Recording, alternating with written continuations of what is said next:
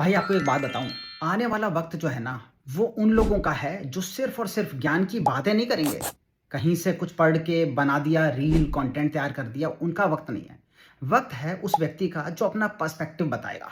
सिर्फ़ न्यूज़ नहीं, न्यूज़ के साथ अपना पर्सपेक्टिव बताएगा। और आज मैं आपको अपना यानी सुमित श्रीवास्तव का पर्सपेक्टिव बताने जा रहा हूँ। आप नोट कर लेना, मेरी इस रील को ध्यान से सेव कर लेना।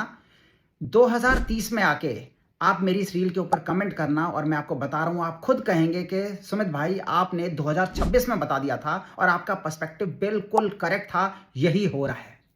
दोस्तों, आज के वक्त में जितने भी यूथ, जितने जेनजी या जितने भी मिलेनियल्स ट्रेडिंग कर रहे हैं, हाँ, कॉल पुट ऑप्शंस, ये जितनी दुनियादारी चल रही है, ये इसमें से 90% आदमी जो स्टॉक मार्केट में है, यानी कि ट्रेडिंग, इन्वेस्टमेंट में नहीं, हाँ, इंट्राडे ट्रेडिंग इन चीजों में है, वो 90% आदमी शेयर मार्केट से बाहर हो जाएगा और जिंदगी में कभी रियल रिच नहीं बन पाएगा और अपनी जिंदगी में कभी उस ट्रैप से बाहर नहीं निकल पाएगा।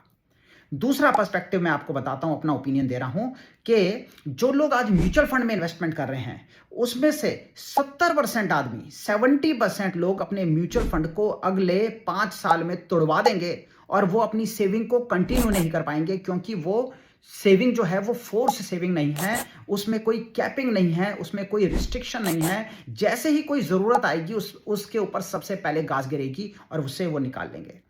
एक्चुअल में जो 30% व्यक्ति बचेगा, वही हमारे देश का यूथ जो है वो चमकेगा। अब आप कौन से वाले में से हैं, 70% या 30% वाले में, ये मुझे नहीं पता। ये आप कमेंट बॉक्स में बताइएगा कि आपकी सोच क्या है।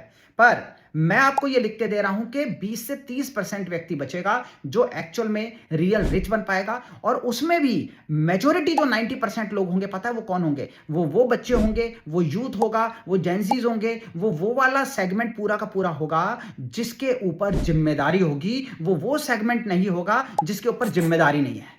जिम्मेदारी का मतलब यह है कि उसे पहली सैलरी से आईफोन नहीं खरीदना, उसे पहली सैलरी से ईएमआई पे कार नहीं खरीदनी। उसके ऊपर जिम्मेदारी है, उसे जिंदगी में कुछ करना है अपने परिवार के लिए, अपने अपने माता पिता के लिए, अपने साथ के लोगों के लिए, अपने फ्यूचर फैमिली के लिए। जो इसके साथ, जो एक जिम्मेदारी के साथ इन्वेस्टिंग करेगा, लॉन्ग टर्म इन्वेस्टिंग, सिर्फ वो बचेगा, वही रियल रिच बनेगा। वरना देख लेना, सोशल मीडिया का शो ऑफ लोगों को ले डूबेगा और 70% लोग अपने इन्वेस्टमेंट जर्नी को कंटिन्यू नहीं कर पाएंगे। इसी तरीके से अगर रियल इन्वेस्टमेंट एडवाइस चाहते हो, रियल में रिच बनना चाहते हो, तो मुझे फॉलो कर लेना। Thank you.